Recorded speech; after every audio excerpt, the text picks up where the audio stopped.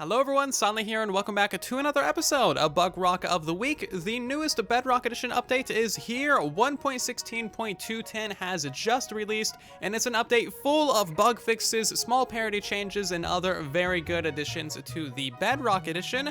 As you can see from the changelog, there is a lot of things in this update, and most of these bug fixes and parity changes were originally introduced in the most recent dozen or so betas. So we've actually already covered basically everything in this changelog on this series in the last 10 or so videos. So we're not necessarily going to be covering the changelog in today's video. Instead, we're going to be taking a look at all of the newest bugs that this update brought us. There are 5 big ticket issues that you should be aware of, and that I think you'll really enjoy knowing about and seeing. So we're going to check out those in detail. And then of course there's a bunch of smaller, minor bugs that are good to be aware of and good to be on the lookout for when playing in the 1.16.210 update. So hopefully you enjoy, and let's hop into the video, shall we? Please keep in mind that this update does not add any caves and cliffs features whatsoever. It's pretty much exactly as I predicted a couple of episodes ago. All of the caves and cliffs features are in the betas locked behind experimental mode, which means that everything not in experimental mode, like all these bug fixes and parity changes, those are the things that got added in this new update. All the caves and cliffs things are still in the betas, and they will be for quite a while. You may have seen some screenshots or heard some stories of this scary looking Nether generation corruption with this update. This is actually a fairly standard and mild thing that can happen to Bedrock dedicated servers. It doesn't happen to realms or anything else, just Bedrock dedicated servers, and I've actually made a video on this in the past as well with a solution on how to fix it. So I haven't seen this in the Nether before, only the overworld, and as you can see, it does look pretty fascinating in the Nether. Basically, the normal world generation completely fails, and all of the blocks get replaced with stone instead of the normal blocks, and all of the lava gets replaced with water. Fixing this terrain isn't really possible in this update due to world edit still being broken, so if you want to get rid of these areas in your world, you will have to roll back to an earlier version from before this update, which is quite unfortunate. And really, this entire update just hit Bedrock dedicated servers pretty hard. A lot of Bedrock dedicated servers have seen many different issues. Massive thank you to Phantom Lim for inviting me onto Phantom SMP, their server, to check out the Nether Corruption and all of the failed generation of the chunks. It was really cool, so thank you so much. That is how we got all the footage for today's episode of the Nether issues, so show some love for Phantom down in the comment section. Something that wasn't really mentioned in the changelog, but is a massive fix for Bedrock Edition, there's now a permanent solution for block lag, and that is just absolutely huge news. If you're not aware of what block lag is, it's basically when you go to mine a block, it can reappear and it just doesn't let you mine it, and you gotta mine it multiple times, more or less. You probably won't experience this if you are in single player, but if you're on a realm or a Bedrock dedicated server, or even just a multiplayer game, you've likely experienced this. Now, there is a little bit of a workaround to avoid this issue in your world. Basically, if you don't have any form of unbreaking on your tools, then you will not get block lag. But now there is a fix that you can try out and experiment with for Bedrock dedicated servers. If you go into your server properties file, you can turn on this little thing, and for the most part, from what I've heard, absolutely everyone is having really good success with this little game rule, I guess you could call it, and no one has had any form of block lag since trying out this new little game rule. So that is fantastic. Block lag has been a huge issue on Bedrock Edition for a very long time. I'm so glad to see that we now have a proper fix for it. If you want more information, the link to Corner Heart's tweet will be down in the description, and of course the link to the bug report will also be down there as well. Something you probably don't know about is that there was a huge, massive security flaw bug for realms that basically allowed literally any single player on a realm to run the game test commands. If you didn't see the last episode of Bugrock, then you probably don't know what game test is. Basically, you can run these little commands, like the run all command that summons all kinds of these things throughout your world. It will literally summon like 500 plots of villagers throughout your world. And of course, it summons in a structure block, a command block, it spams your entire chat, and it gives you a beacon with a beacon base as well. Yes, literally any single person on a realm could run these commands. And as a bonus, it would show up if you just type / in the chat, and of course it's highlighted in bright blue letters. So this was a thing on Bedrock Edition for 2 or 3 days. Luckily, Mojang just pushed out an update and a fix for this today, Friday the 12th, so they fixed it very, very quickly. Me and several other private groups on Discord were helping Corner Hard and a couple of the other devs get this fixed and make the bug report private and just try and keep this as under wraps as possible. Because of course, one random troll can completely destroy your entire server and realm by running this command. Look at this, oh my god. This is different from the betas. This is like a lot.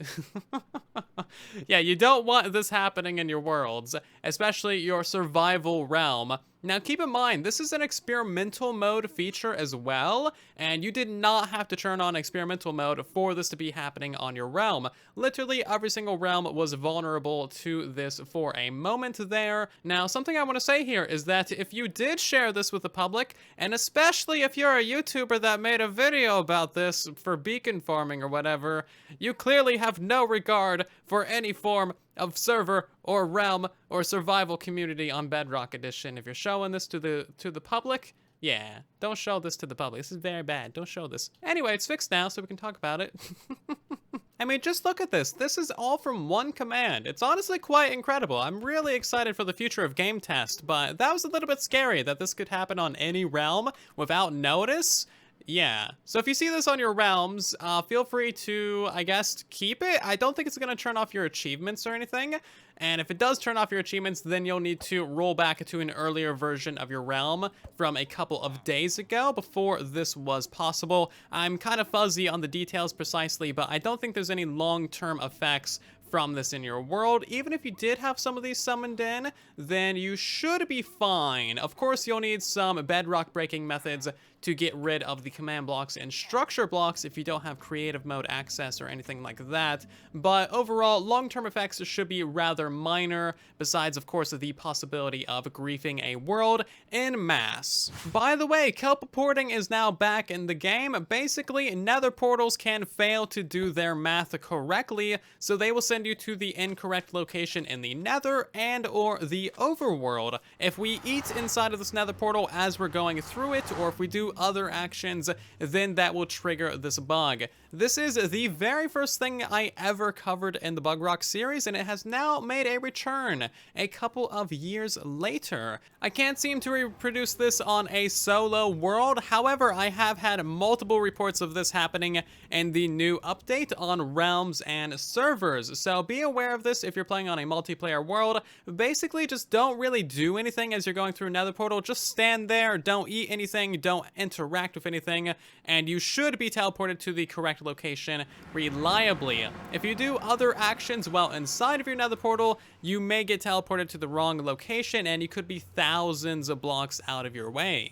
Next up, we have a very, very cute and very adorable bug that you might run into and could possibly maybe ruin your day. So it turns out that foxes actually have like an entire inventory and they can equip armor and weapons and all of these other things.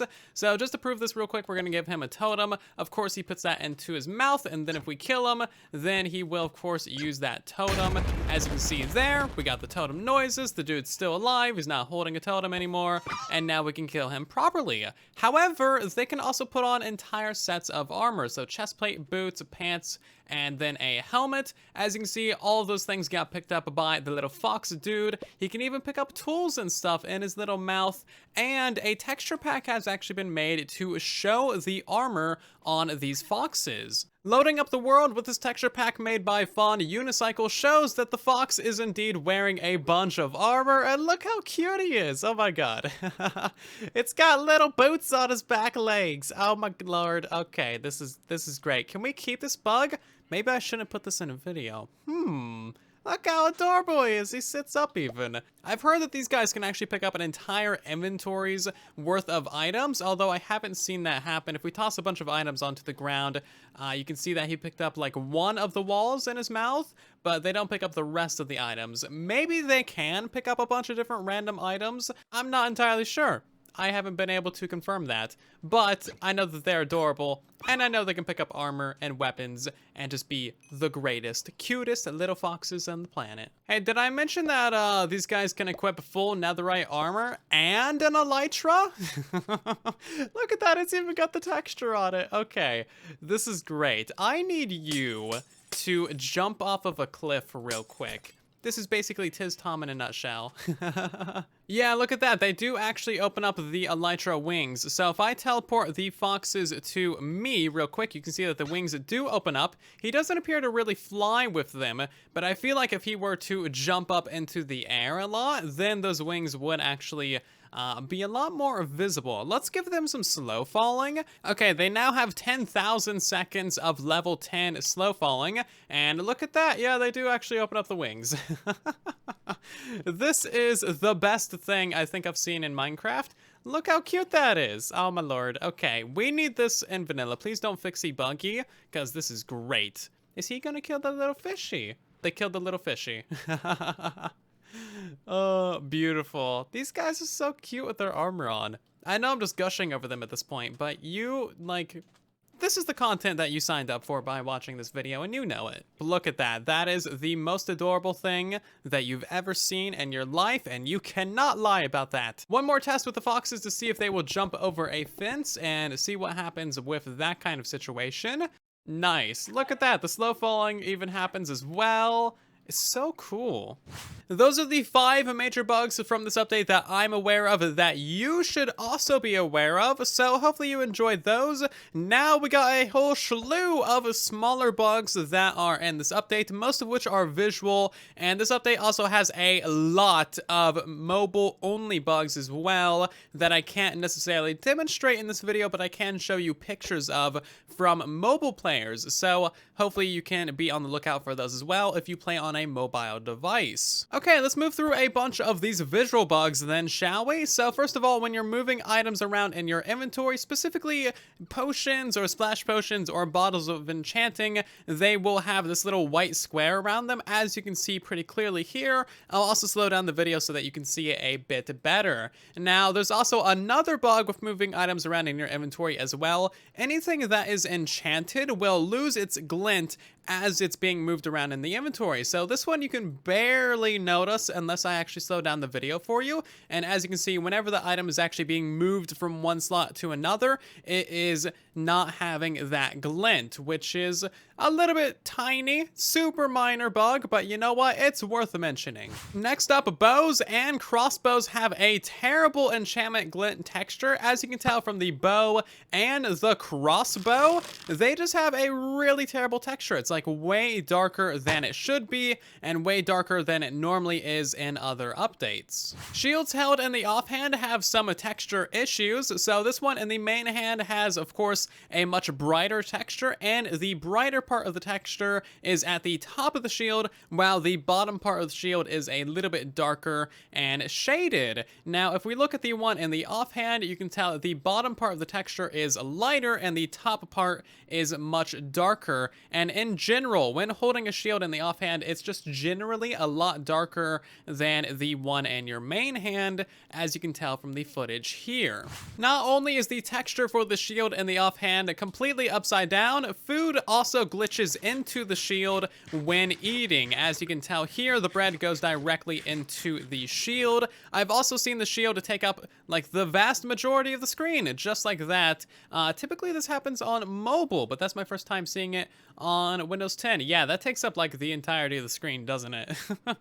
It's not supposed to take up that much of the screen when blocking with it, but I guess You know what? It does, doesn't it? The bow texture is also upside down when drawn. It might be a little bit hard to tell, but as you can tell from the arrow, the darker part of the arrow should be on the bottom. So the entirety of the bow texture is upside down when drawn. Furthermore, when punching with a bow or a crossbow or a shield or other items like that, you can tell the punching animation is off as well. You can no longer stand on top of boats either. So as you can see, if I try and jump on this, I basically just fall directly through it, and you can kind of sort of stand on them for a second. As long as you don't move at all, you should be fine. But as soon as you start to move a little bit to the left, or if the boat moves, then you fall through. Or if you try and jump, then you fall through the boat as well. Kind of really silly. These things are very convenient to stand on top of when you're in the middle of the ocean.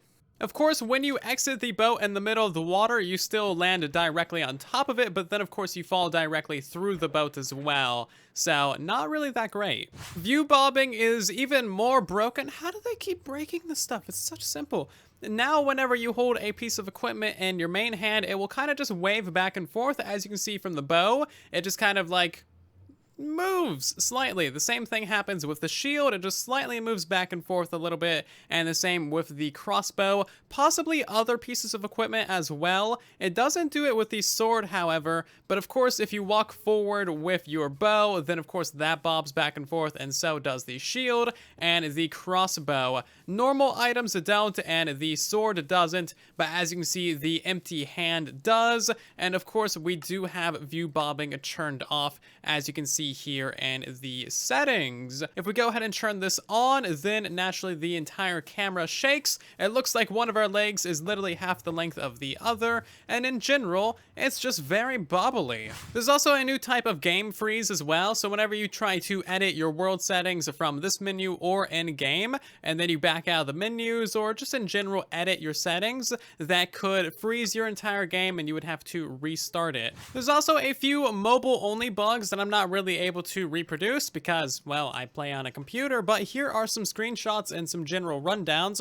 Basically, crafting is more or less completely broken, and it's just very strange, so good luck figuring that out, I suppose. Torches can also look extremely weird as well, and most textures in the game are moved over by like 1 pixel, including vanilla textures and even texture packs too. So very, very strange things. There are several notes in the changelogs about known issues for mobile devices, so in general this update's just going to be a little bit extra rough for those of you who play on mobile, so beware of that, and hopefully we'll see another update in the next couple weeks or possibly the next month or so to resolve these mobile specific issues. And that's it for today's episode of Bugrock of the Week. If you have any additional bugs that you found in the new update, then of course let me know in the comment section down below, on Twitter, on Discord, wherever is convenient for you, and I'll try and put them into a future episode of Bugrock. Thank you ever so much for watching today's episode. If you did enjoy, of course, make sure to leave a like on the video. It really does help out the video and the channel a ton. If you're new here, then consider subscribing so you don't miss future episodes of this series, and I'll see you all down in the comment section and in the next one. Thank you again for watching, and then there was silence.